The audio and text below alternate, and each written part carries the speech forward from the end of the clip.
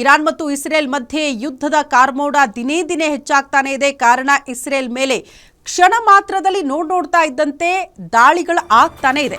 ಒಂದು ದಾಳಿಯಿಂದ ತಪ್ಪಿಸ್ಕೊಳ್ಳೋದಕ್ಕೆ ಪ್ರಯತ್ನ ಪಡೋ ಹೊತ್ತಲ್ಲೇ ಮತ್ತೊಂದು ದಾಳಿ ಆಗೇ ಹೋಗಿರುತ್ತೆ. ಯಾಕಂದ್ರೆ ನಿರಂತರವಾಗಿ ಡ್ರೋನ್ ಮೂಲಕ ಈ ದಾಳಿಯನ್ನು ಮುಂದುವರಿಸ್ತಾ ಇದೆ.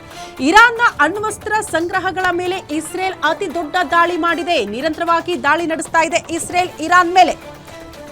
ಇಸ್ರೇಲ್ ದಾಳಿಗೆ ಇರಾನ್ನ ಸದ್ಯ 79 ನಾಗರಿಕರು ಮೃತಪಟ್ಟಿದ್ದಾರೆ ಅನ್ನೋದ್ರ ಬಗ್ಗೆ ಮಾಹಿತಿ ಸಿಗ್ತಾ ಇದೆ. ಇರಾನ್ ಸೇನೆಯ 6ಕ್ಕೂ ಹೆಚ್ಚು ಮುಖ್ಯಸ್ಥರು ಕೂಡ ಮೃತಪಟ್ಟಿದ್ದಾರಂತೆ. ಈ ದಾಳಿಯಲ್ಲಿ ಮಧ್ಯಪ್ರಾಚ್ಯದಲ್ಲಿ ನಿರ್ಮಾಣವಾಗಿರುವ ಆತಂಕಕಾರಿ ಸನ್ನಿವೇಶ ಯಾವ ಕ್ಷಣಕ್ಕಾದರೂ ಮತ್ತೊಂದು ಬಾರಿ ದಾಳಿಯಾಗುವಂತಹ ಆತಂಕವನ್ನ ಅಲ್ಲಿನ ನಾಗರಿಕರು ಜೊತೆಗೆ ಅಧಿಕಾರಿಗಳು ಕೂಡ ಫೇಸ್ ಮಾಡ್ತಿದ್ದಾರೆ ಎನ್ನುವಂತಹ ವಿಚಾರ. ಪ್ರಮುಖವಾಗಿ ಇರಾನ್ನ ಪ್ರಮುಖ ರಾಜಧಾನಿ ಸೇರಿದಂತೆ ಪ್ರಮುಖ ನಗರಗಳನ್ನ ಟಾರ್ಗೆಟ್ ಮಾಡಿಕೊಂಡು ಇಸ್ರೇಲ್ ನಿರಂತರವಾಗಿ ದಾಳಿ ಮಾಡ್ತಾ ಇದೆ ಅಂತ.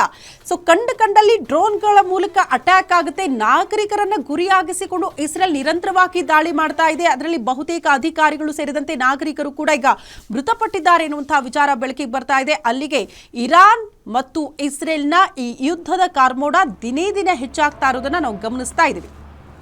ನಿರಂತರವಾಗಿ ದಾಳಿಯನ್ನ ಇಸ್ರೇಲ್ ನಡೆಸ್ತಾನೆ ಇದೆ. ಇರಾನ್ ಅದರಿಂದ ಸುಧಾರಿಸಿಕೊಳ್ಳೋದಕ್ಕೂ ಕೂಡ ಸಾಧ್ಯ ಆಗ್ತಾ ಇಲ್ಲ. ಬಟ್ ಇರಾನ್ ನೆಲದಲ್ಲಿ ವಾಸ ಮಾಡ್ತಾ ಇರುವಂತಹ ನಾಗರಿಕರು ಜೀವ ಕಳ್ಕೊಂಡಿದ್ದಾರೆ ಸದ್ಯ ಈ ಬಾರಿಯ ದಾಳಿಯಲ್ಲಿ.